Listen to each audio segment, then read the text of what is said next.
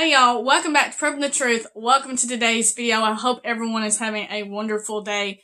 In today's video, I wanted to go over some basic bulk staple items that you can put into your pantry to get it full so that you don't have empty shelves like these right here.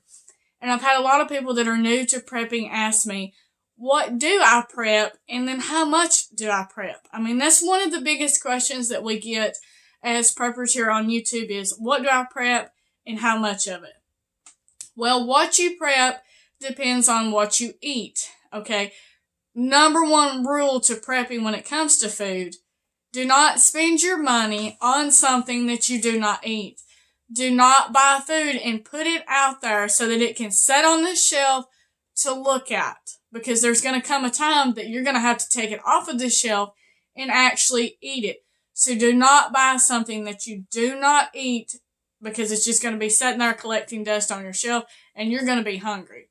Number two on that right there is, I can't tell you exactly how much you need to purchase to put away for a certain time period for people in your family, because every person eats different. Every individual eats less, more. I mean, we're not all the same on that right there. Now, there is some basic guidelines that you can kind of follow to give you an idea. But my thing that I would tell you is to take 1 month, eat nothing but prepper pantry foods. Try not to go to the grocery store.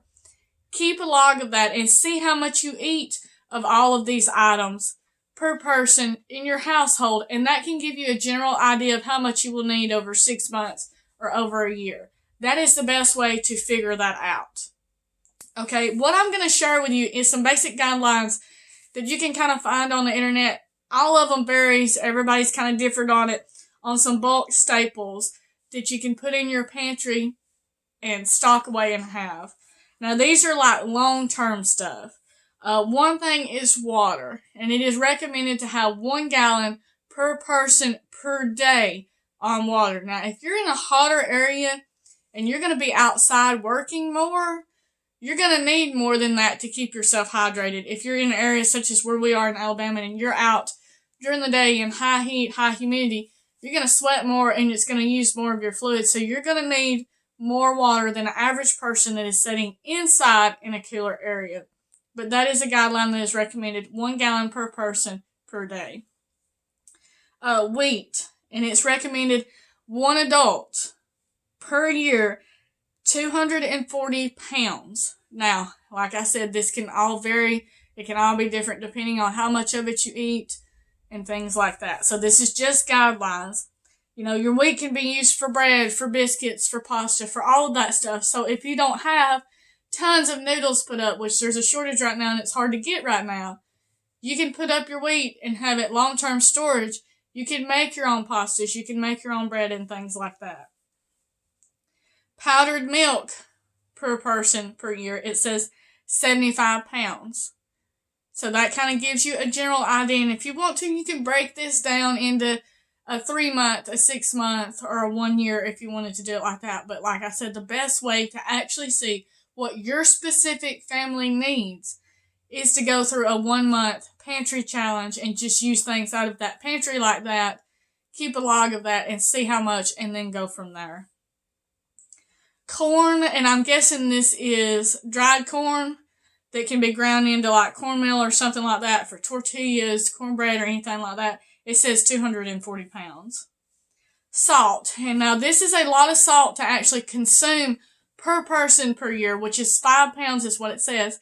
But if you are salting meats, if you're doing a whole lot of canning and you're using the salt for that and things like that, then you'll go through a little bit more salt than just your regular seasoning of your foods. So it says 5 pounds on that. Fats and oils, it says 20 pounds per year per person. Okay, this can be butter, lard, olive oil, vegetable oil. These you have to be a little bit more careful on, because these can go bad on you. If you're purchasing them and you're keeping a supply and you're rotating through it and stuff like that, you have a lesser chance of anything going bad. But if you're leaving this to sit on your shelf for very long periods of times, this can go bad quicker than some stuff. So if you're someone who cooks a lot of bacon or something like that. If you have bacon and you have the stuff like that that is available to you, you can save the grease off of that and be using that, and you don't actually have to store that up. You can just use it as you're doing now. So this is all just stuff that you can get back on your pantry. This is some of your main bulk items that you use on a daily basis that makes multiple items. So you're not trying, such as a cornmeal, you're not trying to get cornmeal and you're not trying to put up tortillas and all that stuff. You can have one item and make multiple things out of it, just like the wheat. So this is kind of like your bulk staple items. Another thing that was brought up and I was talking to someone about is we all know that we need to have flashlights, solar lights, things like that in case of a power outage. But another great tip that someone had said is if you have flashlights and you're putting them up to store them, do not store them with your batteries in the flashlights. Keep your batteries to themselves and keep your flashlights empty that you're not currently using. If you have a prepper supply of flashlights, do not go ahead and load them up with batteries right there and keep them stored like that. Have your batteries nearby them in case you need to load up a flashlight, but don't have it actually in your flashlight because they can leak and they can damage your flashlight. So that's not a good thing either. So that is something that I've not heard covered a whole lot, but it is something that I do highly recommend doing like that because we've had flashlights that, we just had on a shelf setting that we used every once in a while, and then they would sit there for a long time and stuff like that, and we wouldn't need them. Then when we go back, and then the batteries would be leaking out in them, and you would have to clean all that out, or some of them can get damaged and you can't get it cleaned out. So that is something that is very good. So this is gonna be in parts.